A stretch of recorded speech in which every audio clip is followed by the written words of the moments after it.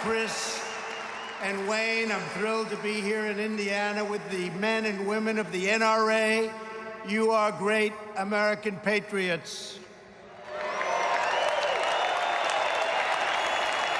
Chris Cox, Wayne LaPierre, Oliver North.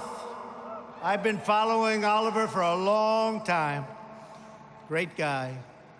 3 extraordinary champions for the Second Amendment. And I'm a champion for the Second Amendment, and so are you. It's not going anywhere. It's under assault. It's under assault, but not when we're here, not even close. I also want to thank our tremendous Vice President and Indiana's native son, Mike Pence, has done a fantastic job. And we're grateful to be joined by a number of terrific leaders from the Hoosier State. Governor Eric Holcomb. Where is Eric? You can't miss Eric, he's so big. Thank you, Eric. Senator Todd Young, terrific guy. Thank you, Todd. Senator Mike Braun, what a job he's doing.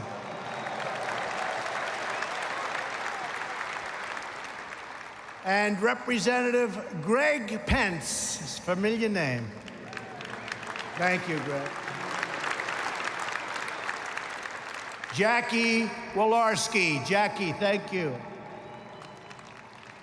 Jim Baird and Jim Banks, great representatives. Thank you all very much. Tremendous help, tremendous.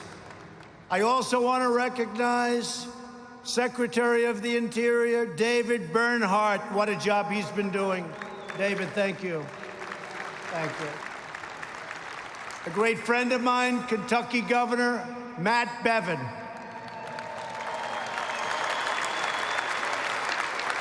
Thank you, Matt.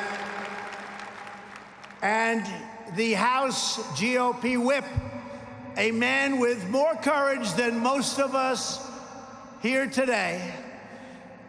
He took some very, very severe shots, you know that, by a madman. And he's stronger and better. I actually told him backstage, I said, you're much more handsome than you were 2 years ago. I don't know what's going on. And he is, Steve Scalise. A lot of courage. Thank you. Thank you, Steve. And most importantly, I want to thank all of you, the proud card-carrying members of the NRA.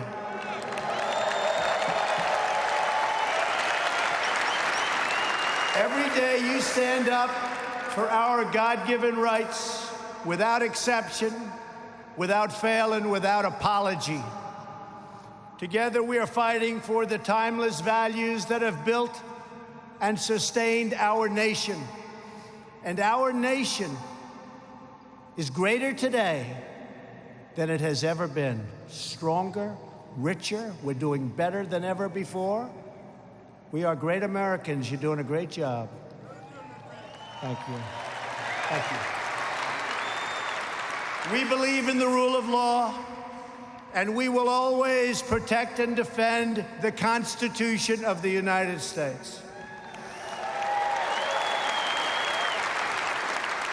And there are some people that are running right now. I don't think they have that #1 on their list. We believe that children should be taught to love our country, honor our history, and always respect our great American flag.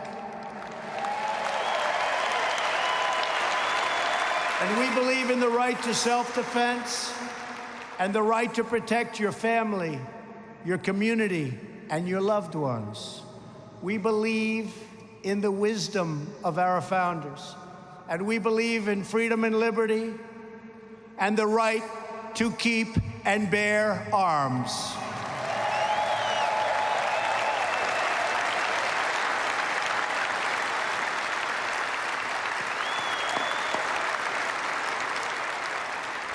We know that faith and family, not government and bureaucracy, are the center of American life.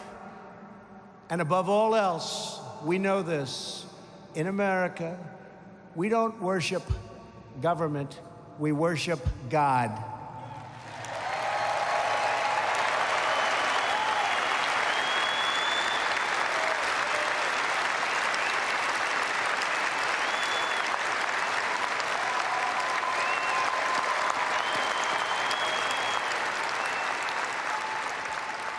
Every day of my administration, we are taking power out of Washington, D.C., and returning it to the American people where it belongs.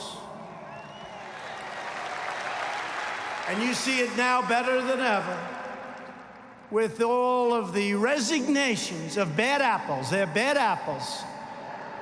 They tried for a coup. Didn't work out so well.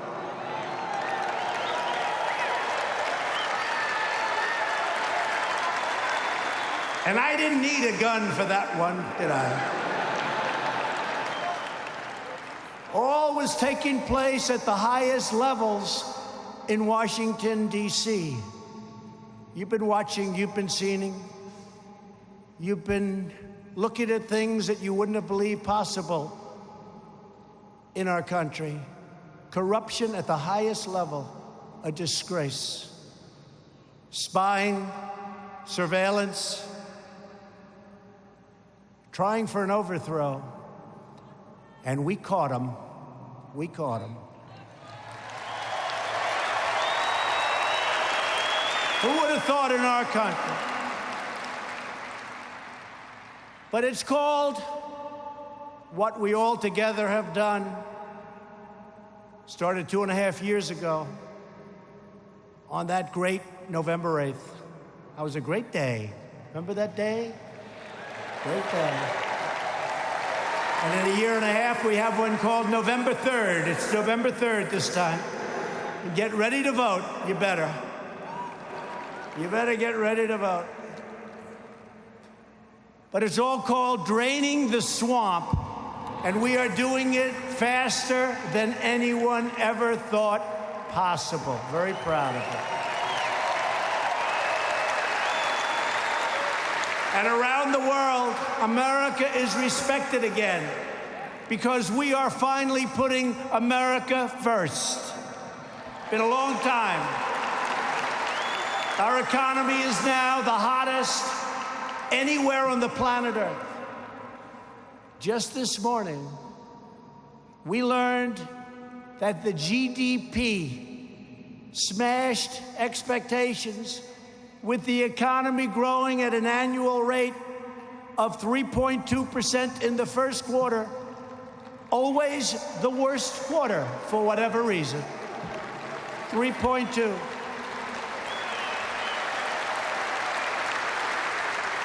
And if we kept the same interest rates and the same quantitative easing that the previous administration had, that 3.2 would have been much higher than that, but they hadn't hit these numbers in 16 years. We had a tremendous increase in inventory investment. You know what that means? And listen to this, a very big increase in net exports. Isn't it about time? Isn't that nice? We've added almost 6 million jobs since my election.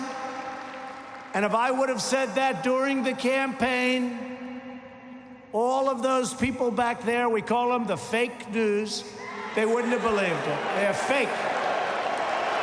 They're fake. Blue-collar jobs recently grew at the fastest rate in more than 3 decades. Nearly 5 million Americans have been lifted off of food stamps since our election. Wages are rising fast, and the lowest paid workers are making the biggest percentage gains of all, and that's nice to hear. It's about time. Unemployment recently achieved its lowest rate in 51 years, and very shortly, it should be its lowest rate in the history of our country. African American, Asian American, Hispanic American have reached the lowest levels of unemployment in our history. America's future has never been brighter, and yet Democrats have never been angrier, especially now that their collusion delusion has been exposed to the world as a complete and total fraud.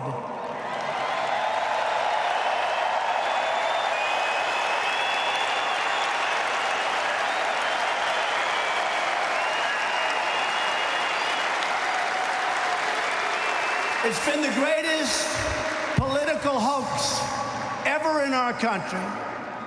Instead of working with us to rebuild our infrastructure, lower drug prices, which, by the way, this year, for the first time in 50 years, drug prices went down. They're going to go down a lot lower.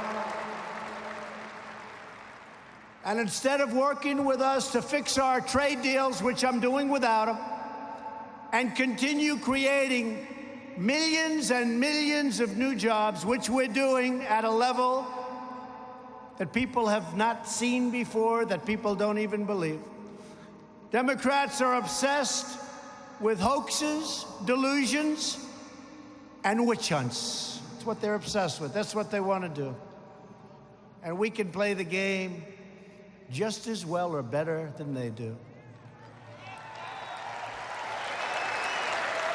Far-left radicals in Congress want to take away your voice, your jobs, your rights, and they especially want to take away your guns. You know that. They want to take away your guns. You better get out there and vote. You better get out there and vote. It seems like it's a long ways away. It's not. I was saying to Melania, our great First Lady, whose birthday it is today. Happy birthday, Melania.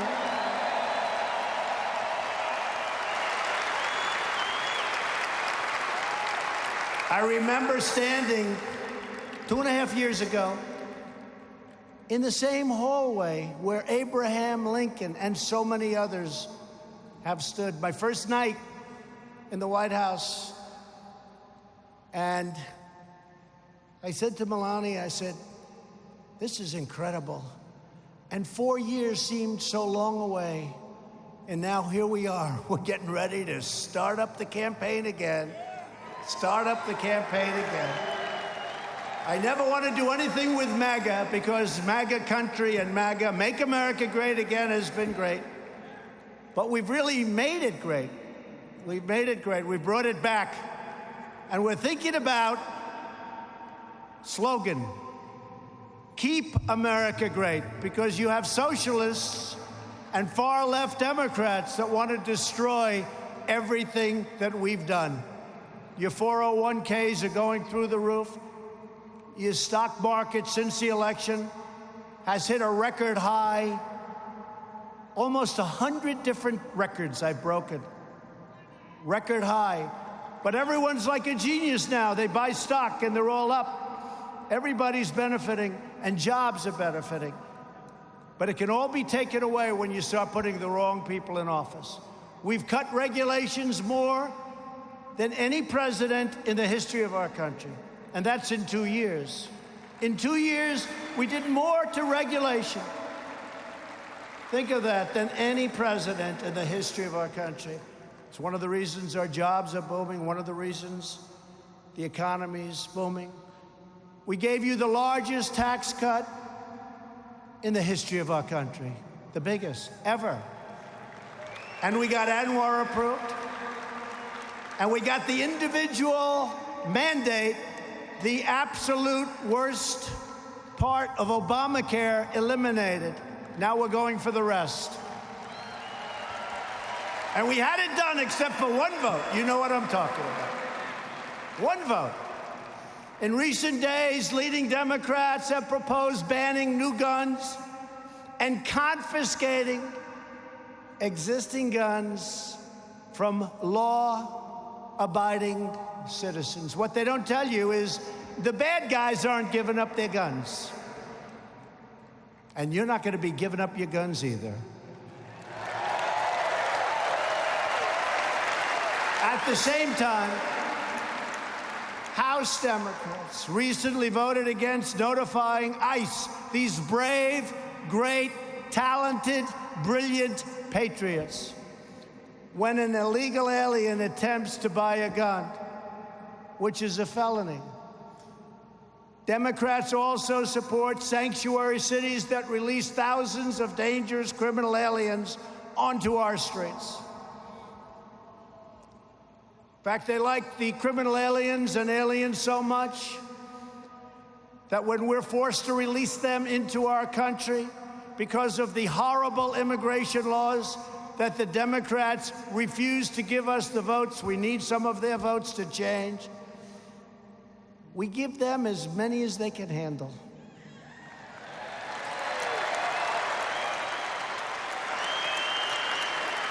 And they're not too happy about it, folks. They're not too happy. They said, who came up with that idea? They said only Trump could come up with that idea. We give them as many as they can handle. In other words, Democrats want to disarm law-abiding Americans while allowing criminal aliens to operate with impunity. But that will never happen as long as I'm your president, not even close. I promise to defend the Second Amendment rights of every American, and I always will. I'll never let you down. Never let you down. Haven't so far, and I won't.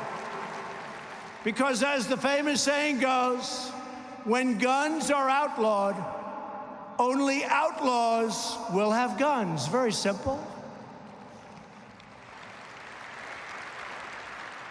The Democrats are also working hard to block the wall. But we are building the wall. They're not happy about it.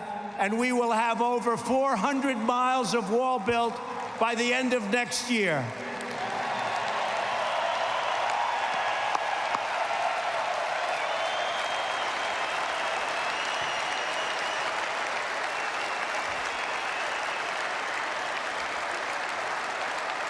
Building a lot of wall. I want to thank Border Patrol. I want to thank our great military. I want to thank the Army Corps of Engineers. They've been incredible. And we are doing something that I could do very quickly, and we're doing it very quickly. But dealing with these people is very, very difficult if you haven't noticed, okay? Any politician would have given up a long time ago. So we'll have over 400 miles of wall built by the end of next year. It's going up rapidly. Rapidly. We're also renovating tremendous stretches of wall. We have wall that's in bad shape, but it's structurally sound. And rather than building new, we renovate it. We make it as good as new, save a lot of money, and we gain a lot of territory. So we have a lot of great things going. A lot of great things going. Most importantly, Democrats must change our immigration laws right now. Right now. We can do it in, I used to say 45 minutes. We can do it in 15 minutes. It's very simple. You know the programs. They're horrible. The asylum, where rough, tough MS-13 gang members come in. You don't want to meet with these people, but ICE doesn't mind, because ICE is throwing them out of our country by the thousands. And the Democrats want to eliminate ICE. Can you believe that? Boy, oh boy. But it's incredible what they've done. It's incredible what we've done. But they stand there, asylum, and they read a statement. I am afraid for my life. I am afraid to go back to my country. I want to be an American. And you look and you see a toughness that you don't see. And you just see what happens with the mayor of Tijuana and others. They say, these people, we try and help them, and they start hitting us. They start punching us. We don't want them in our country, and they're not getting into our country. And when they have in the past, a lot of them have come in, we're throwing them the hell out. They're out. We're getting them out. But we can fix the problem so easy. And when we fix the problem, the wall is one thing, and that will have an incredible impact. But they won't even be coming up if we change our old, broken, ridiculous, weak immigration laws. They won't even be coming up. They won't make the journey. The wall is still good to have. We need the wall. But all of those people you see coming up, thousands and thousands of people, they won't be coming because they're going to say there's no way we can get into the United States anymore except by going through legal channels. And what we want is we want people. We need them for all of the great companies that are coming in. But people have to come in to our country legally and through merit. Through merit.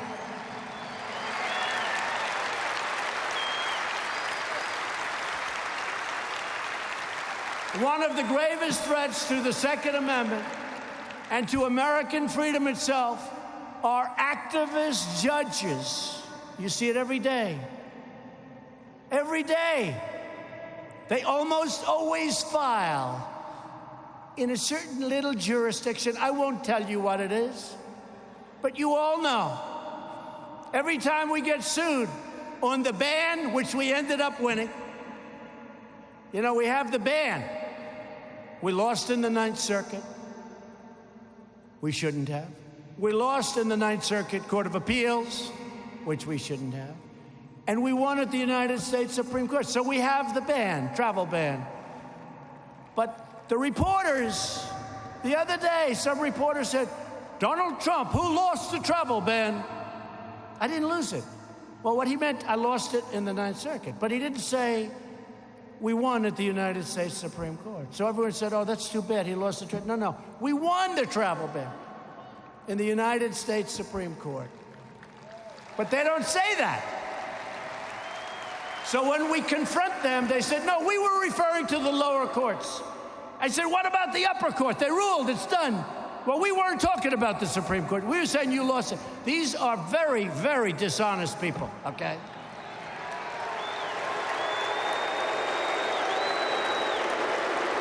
Nobody gets it. Why? They're opposed to strong military. They're opposed to all of the things we've done, including making our nation wealthy, including high GDPs, including all of the security and all of the law enforcement, all of the things we're doing. It's incredible. Nobody understands it. Someday we're going to figure it out, and I'll feel much better about it. But why are they opposed to things that truly make our country great? Why?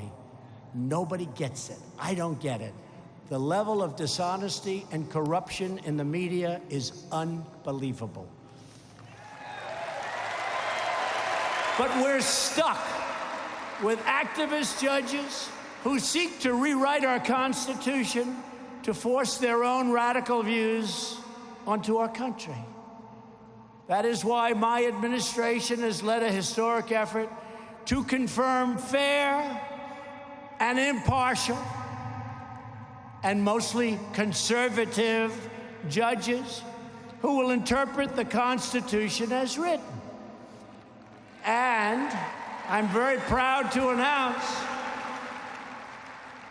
that we will soon have 145 federal judges confirmed, a record number including 2 great Supreme Court judges.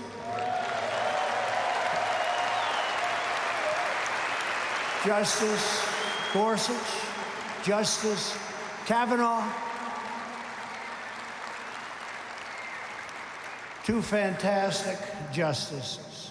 In fact, next week, we will confirm our 100th federal judge. Nobody knows what that means. The percentage is incredible. Nobody knows what that means. And in the end, I expect to have the second highest percentage of judges confirmed in the history of the United States, more than any other president, except one.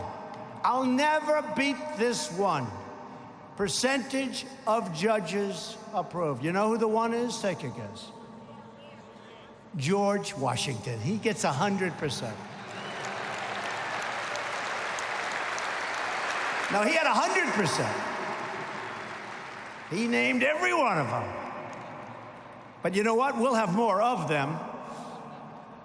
George Washington. But we're also defending free speech on our college campuses.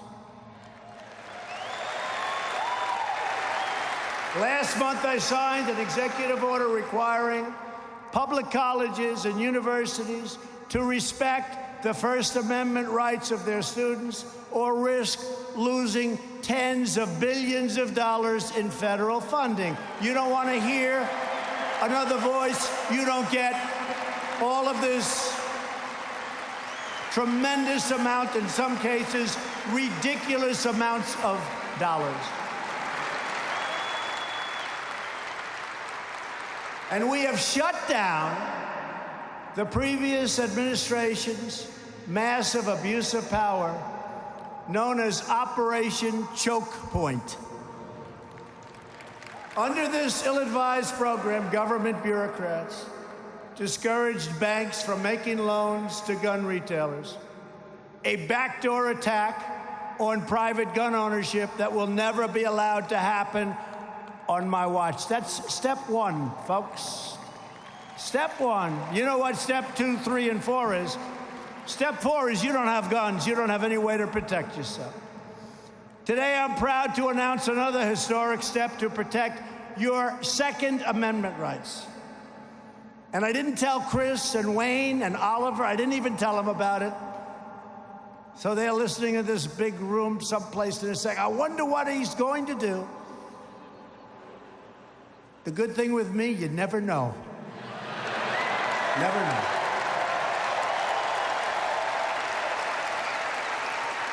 That's why we're making trade deals that are so good for our country. So in the last administration, President Obama signed the UN Arms Trade Treaty. And in his waning days in office, he sent the treaty to the Senate to begin the ratification process. This treaty threatened your subjugate, and you know exactly what's going on here, your rights and your constitutional and international rules and restrictions and regulations. Under my administration, we will never surrender American sovereignty to anyone.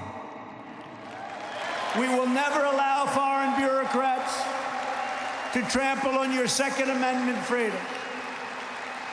And that is why my administration will never ratify the UN Arms Trade Treaty. I hope you're happy.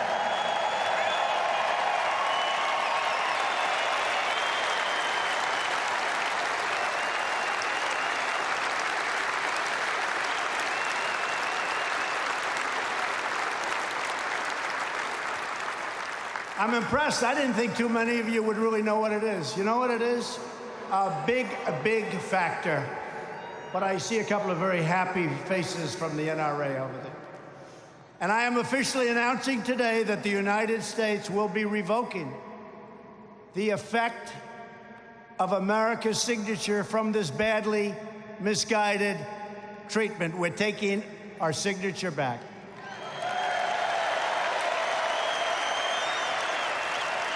The United Nations will soon receive a formal notice that America is rejecting this treaty.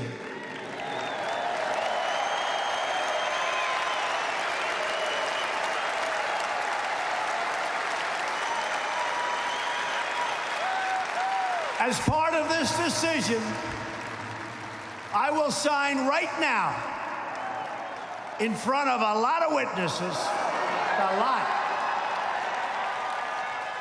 a lot of witnesses, a message asking the Senate to discontinue the treaty ratification process and to return the now rejected treaty right back to me in the Oval Office, where I will dispose of it.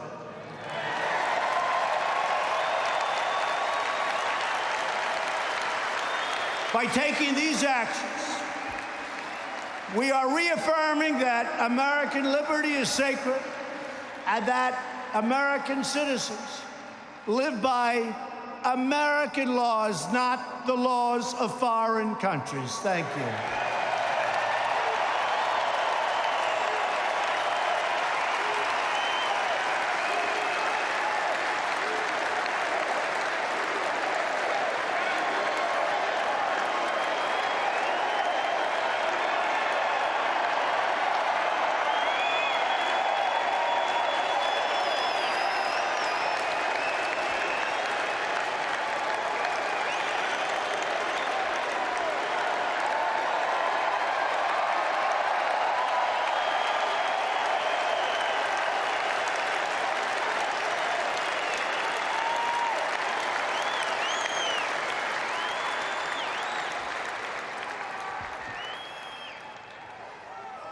They all want the pen. Can you believe these people? Should I give it to them?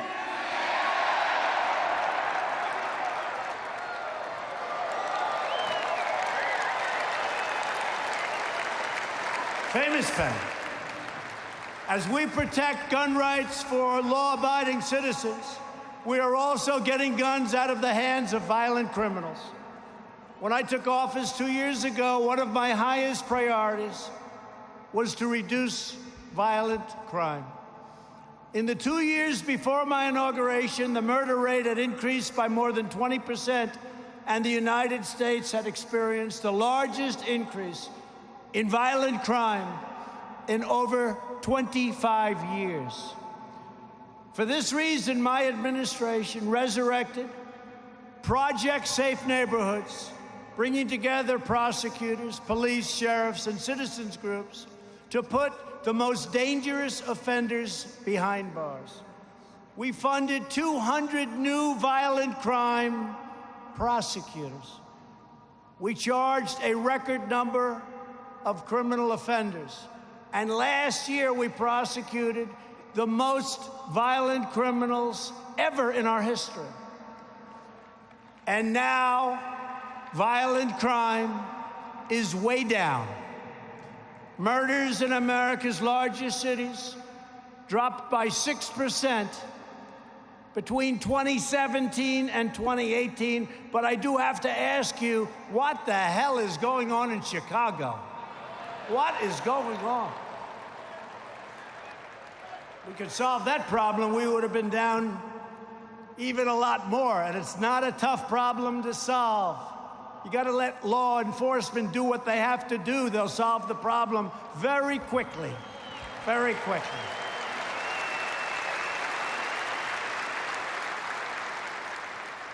We don't think enough about the victims. They're too worried about the people that caused the crime. It's got to stop. That thought process is no good.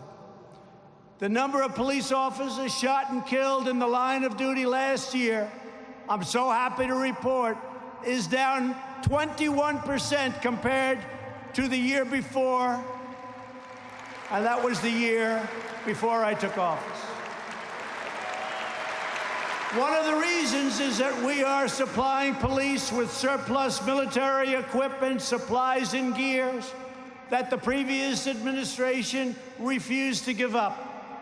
This is surplus. This is extra. We don't need it. Great equipment sitting in warehouses all over the country. Billions of dollars of equipment that the military no longer needs or wants or uses, but the top of the line. Some of it's never been used, brand new. From vehicles to essentially supplies of all kinds, including bulletproof vests. And rather than having it sit and draw dust I had it distributed all over the country to our police departments.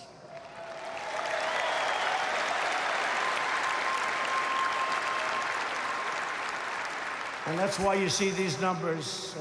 It's a great thing. You know, a lot of being president is common sense, right? Don't you think, right? It's common sense. Have a good heart, but it's common sense. In this administration, we will always stand with the heroes of law enforcement. They're heroes. They're brave. They're great. And they will tell you they haven't felt so proud of themselves for many years because they were abandoned by Washington. They were abandoned by our politicians. And not just the Obama administration. Before that, they felt abandoned. Well, they know that I love them, and we're going to protect them just like they protect us. Incredible people, great people. We've also taken critical steps to improve school safety. More than 30 states now allow teachers that are highly trained, talented people, to carry guns in the classroom to protect themselves and to protect their students who they love. Who's better? Who's better?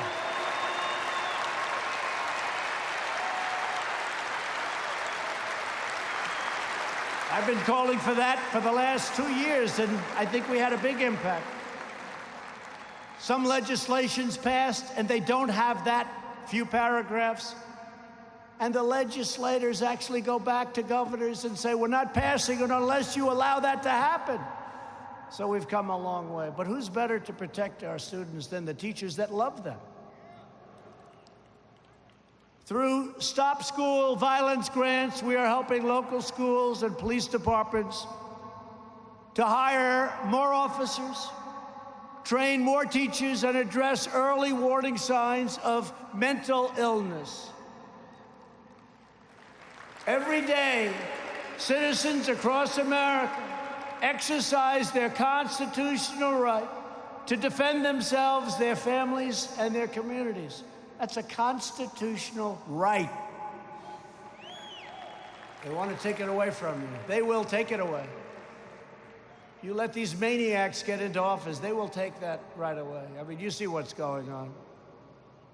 Let the Boston bomber vote. He should be voting, right? I don't think so. Let terrorists that are in prison vote. I don't think so. Can you believe it? But this is where some of these people are coming from. And they're the most popular ones. When Bernie Sanders made certain statements the other day, I said, well, that's the end of his campaign. Then what happened is everybody agreed with him. Or most of them. We know that the only way to stop a bad guy with a gun is a good guy with a gun.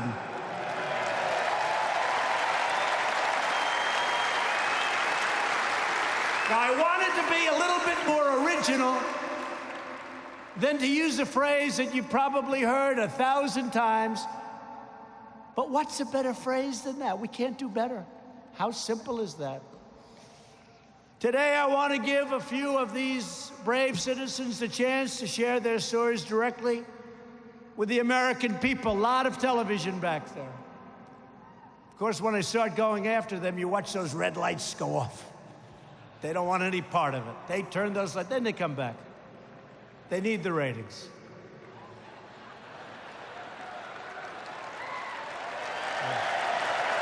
They come back.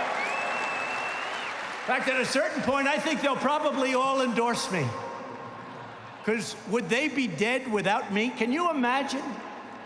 Can you imagine having some nice, boring person get up here? Well, they wouldn't be up here. They would be as far away from you as possible. April Evans joins us from Virginia. One night in 2015, she was home alone with her 2-year-old daughter when an intruder broke into her home violently. April took care of it. April, please come up. Please, April.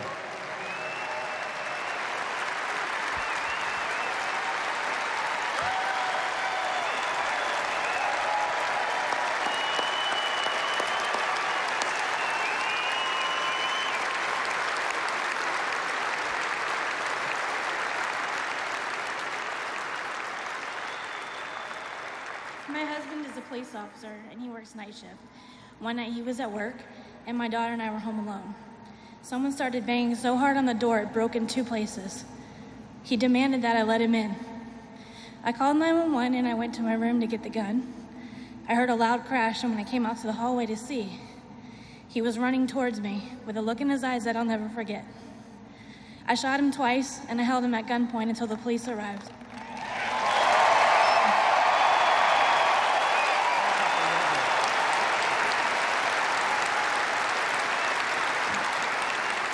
This event was something that changed my life. I've never been more afraid, but I've been standing strong, and I've told my story again and again because with each person I told, they stood a little taller, knowing that if I could protect myself and my family, that they could too. Protecting my family would not be possible without the right to bear arms. It's an issue that's obviously close to my heart. If these rights had been taken from us, I may not be standing here today, and I may not have a healthy, now 6-year-old daughter. I'd like to thank you, Mr. President, for your unapologetic stance on our right to bear arms. I truly believe those rights saved my life and the life of my daughter that night. Thank you.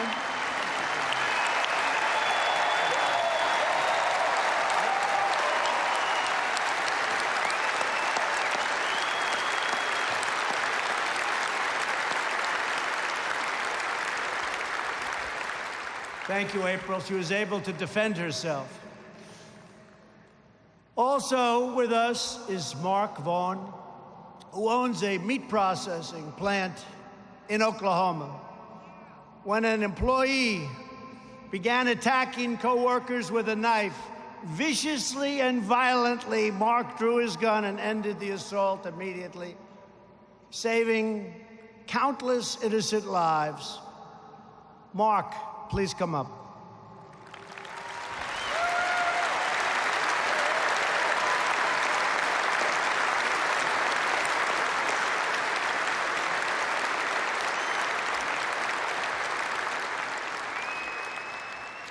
Thank you, Mr. President. Welcome all. I got a call late one Thursday afternoon while sitting at my office.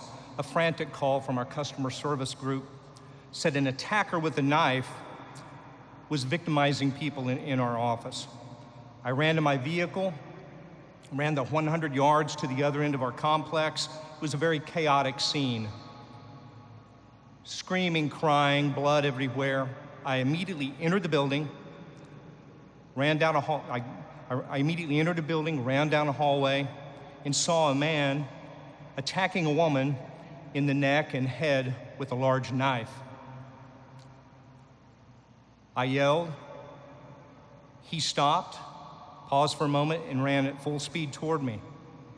At about 18 feet, I fired 3 rounds from my AR-15 carbine.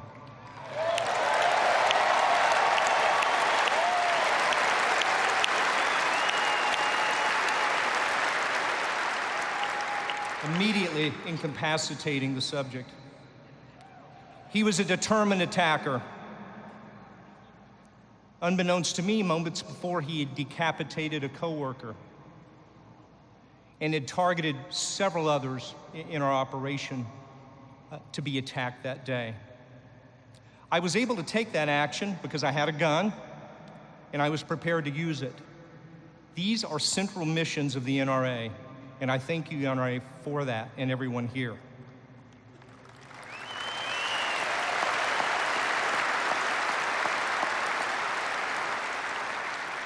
We have but one true thing, one true mission before us today, and that's to come together like we never have before, to preserve our foundational freedom to bear arms in the defense of ourselves, those we love, those we seek to protect, and most importantly, our liberty.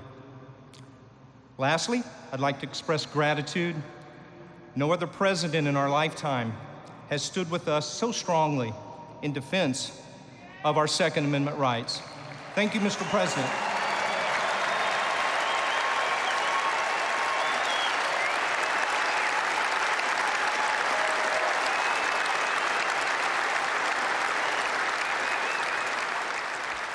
Thank you, Mark. Appreciate that. Thank you very much. Great job. Thank you. Finally, Stephen Williford joins us from Sutherland Springs, Texas, great state of Texas, where a mass shooter opened fire at the First Baptist Church. You all read about it. In November 2017, taking many innocent lives, wonderful, wonderful people. Stephen heroically risked his life to bring the horrible violence to an end. Stephen, please come up and say a few words.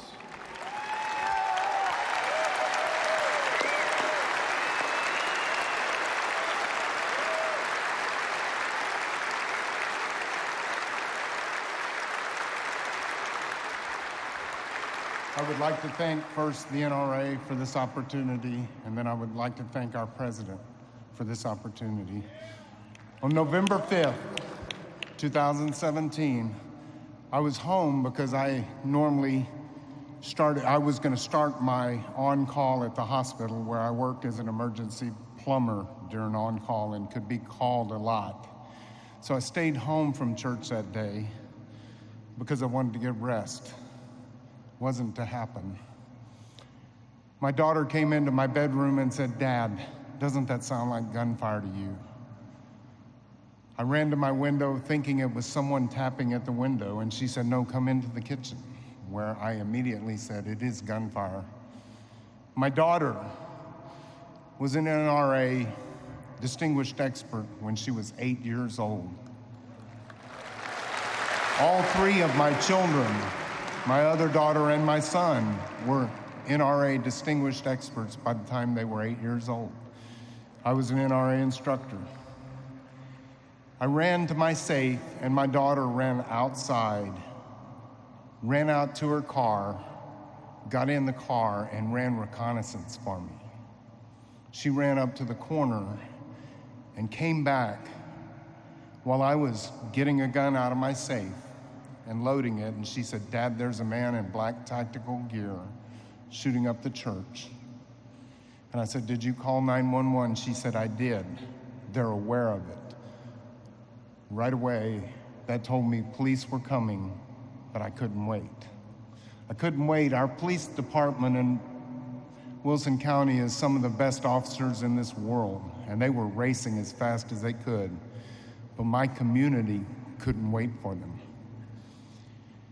I ran out the door and I told my daughter to load another magazine for me because I gave her busy work. I didn't want her to be there if I failed, and I didn't want her to be there for a target for him. The Holy Spirit took over me at that moment, and as I ran across the street, I yelled out. The gunman heard me inside, so did some of the people from the church, so did my own daughter. He came running out of the church and started shooting at me. I put 2 shots, center mass. He stopped shooting at me, ran to his vehicle. The 2 shots, center mass, he had Class 3 body armor on. They made no difference, but when he ran and turned around his door to his vehicle, I put 1 in his side and 1 in his legs. He got in his vehicle, he put 2 more shots through the side window. I put 1 where I perceived his head to be and shot through the window. He took off and ran away down the street, and I'm thinking, oh my God, he's getting away. I ran out into the street, took 1 more shot that went through his back window, penetrated the driver's side seat, and hit him just right at the left shoulder blade.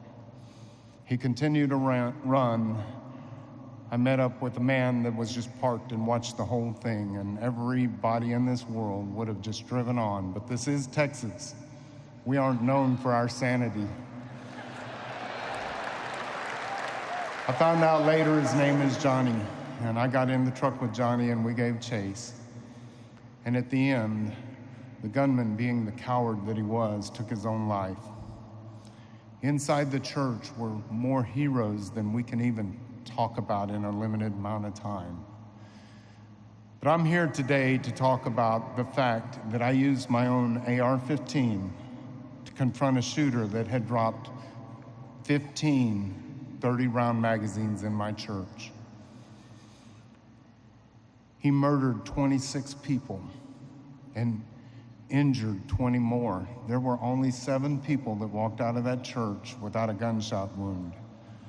If it were not for our Second Amendment rights and the right to carry an AR-15, the same style gun that he had, then I would have been outgunned myself. And if it were not for God covering me and protecting me, I would not have been successful that day. I want to thank the NRA for being relentless in protecting our Second Amendment rights. And I would like to thank this president for defending the Second Amendment. And I would like to say today, he says, make America great again. And he's including you. You will make America great again with him. But he needs you, he needs your vote. And if you do not get out there and vote for this man, then it's on you. Thank you very much to the NRA, and thank you for President Donald Trump.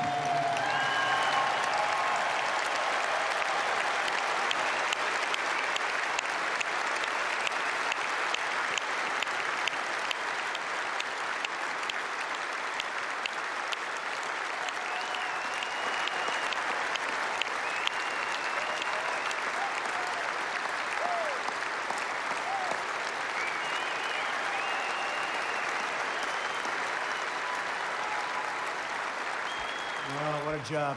Thank you. Thank you. Can't say it better than that.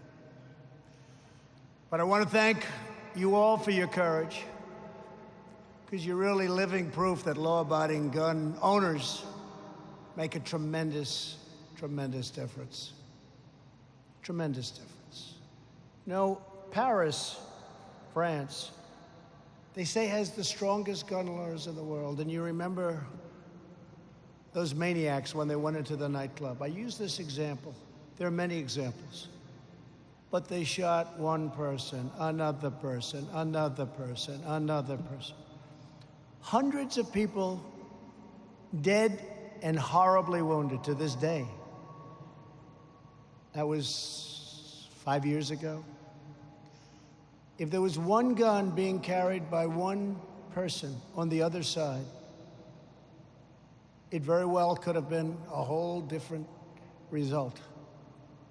This shooting went on so long, and there wasn't a thing you could do about it. Get over here, boom. Get over here, boom. And then they left. They were captured later. If there was only one gun, if there were 2, 3, 4, it wouldn't have happened. Tiny percentage by comparison. But it probably wouldn't have happened, because the cowards would have known there are people in there having guns. It wouldn't have happened. So people don't really understand the other side of the argument. I have the debate a lot, and I win the debate all the time. And the next day you see the same person who was so badly defeated in the debate going out and saying the same thing. Even though he or she, I really believe, know that you can't justify their side of the argument. So gun owners make our communities safer, and they make our nation stronger. Americans have always understood this truth going back to the earliest days of our nation. 2 months before the American Revolution broke out, with the shot heard round the world, a group of patriots gathered along a bridge in Salem, Massachusetts. In the preceding months, British soldiers had confiscated muskets in Boston, You know the story well. Gunpowder was seized in Somerville, and the patriots in Salem knew that the redcoats would soon come for the town's cannons. But the Americans were prepared. They already loved our country, and they were determined to defend their rights to the death.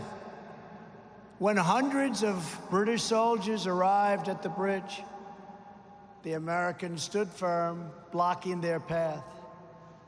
When swords were drawn, they didn't flinch. When the redcoats tried to steal American boats, the patriots sank those boats and sank them very quickly. When a British soldier held the tip of his bayonet against a man's chest, that man, Joseph Witcher, tore open his shirt and dared him to do his worst. Soon the crowd grew larger as civilians came from miles around to stand side by side with their great countrymen against tyranny. In the face of such unbreakable resolve, the king's soldiers had no choice but to admit defeat and failure and retreat. In the courageous actions of those early Americans, we see the defiant and determined spirit of patriotism that has always willed America to its greatest victories. It is a spirit that is passed down from generation to generation, from fathers and mothers to sons and daughters. It is the spirit that lives in each and every one of you. Our duty, our responsibility, our sacred charge is to preserve the freedoms that our ancestors gave their very lives to secure. Because no matter how many centuries go by, no matter how much the world changes, the central drama of human history remains the same. On one side are those who seek power, control, and domination. And on the other side are patriots like those in this hall who stand upright and plant their feet in eternal defense of our liberty. And with God as our witness, we swear today that we will defend our rights, we will safeguard our freedoms, we will uphold our heritage, we will protect our Constitution, and we will make America stronger, prouder, safer, and greater than ever, ever, ever before.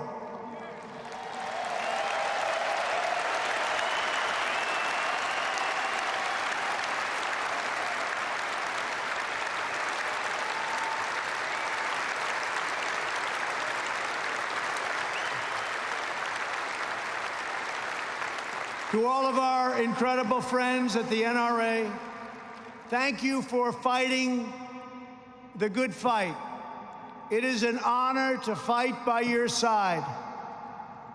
And it's an honor to be with everyone in this giant hall today. I am with you. I will never, ever let you down. Thank you. God bless you. And God bless the United States of America. Thank you. Thank you.